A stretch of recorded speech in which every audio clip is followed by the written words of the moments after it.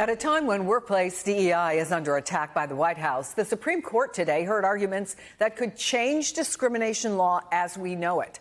The court is considering whether it's constitutional for people from majority groups, that is, men, straight or white people, to have to meet a higher legal bar to prove they faced bias at work.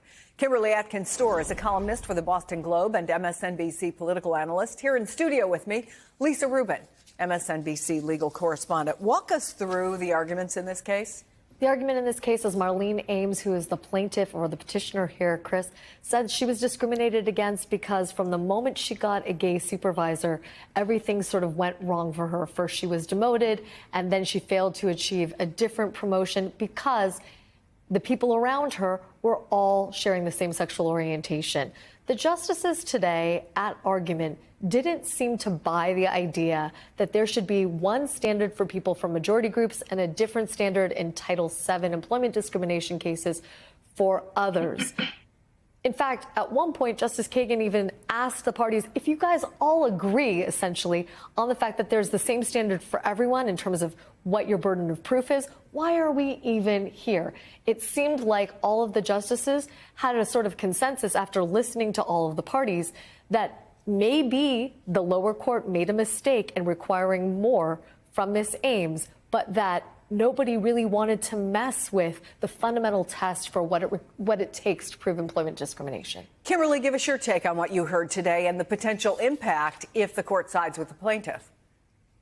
Yeah, the impact can be really immense. I agree with Lisa that this court seems aimed toward ruling in Marlene Ames' favor on this idea that she was discriminated against because she is a straight woman and is not gay. But I think it's important. One thing that I was listening for in the argument that I did not hear is the history of this law, the Civil Rights Act of 1964, which was passed at the height of protests and the civil rights movement aimed to protect the rights of Black people who faced historic discrimination in this country, as well as women, Indigenous people, and others. And it's this Supreme Court that actually extended those protections for gender to include LGBTQ people in the Bostock decision a few years ago. So this seems to be turning all of that on its head. It's okay for justices to look for the reason that a law exists, and that is to stop discrimination against marginalized people. But this is also the court that struck down affirmative action, and the Chief Justice, who frequently likes to say that racial discrimination is always wrong, regardless of which direction, completely turning a blind eye to what is actually happening, just long and short of it here, there is no massive LGBTQ discrimination efforts against straight people in this country. It's just not happening.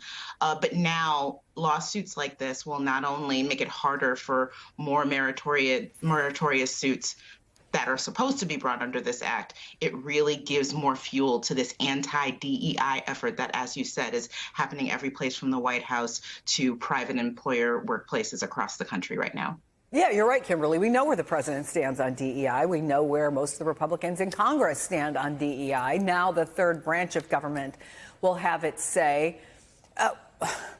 Give us some more particulars, because I think for a lot of people, they may have the idea workplace discrimination is tough to prove anyway. So will this really have some sort of major impact? But talk about that. Yeah, so the additional step that the Supreme Court are considering is whether someone who is in a majority group has to show some sort of background circumstance that proves that this is an unusual circumstance in which majority group members are being discriminated against. That's not an extra high bar, but the court some members really embraced it as some sort of unfair bar that people would have to clear, although that's never been the case. People have been able to bring these cases. It has to be on the merits, and that has been going on since 1964. So there's no real evidence of unfairness here other than what is claimed. The plaintiff in this case, her lawsuit was thrown out below by courts who weighed the evidence, but it seemed that the Supreme Court could step in here and really upend the way that employment discrimination has been handled for decades. If all of cases, Lisa, are going to be judged on their merits, what's a merit? Like, how do you determine that? Well, the sort of paradigmatic framework for evaluating employment discrimination cases comes under a Supreme Court case called McDonnell Douglas. And it sort of establishes what we call a burden shifting framework. The plaintiff is responsible for proving by a preponderance of the evidence that there's prima facie evidence that they were discriminated against. If they can get over that hurdle, at that point, the burden shifts to the defendant to show that they had a non-discriminatory reason for taking the employment action that they did.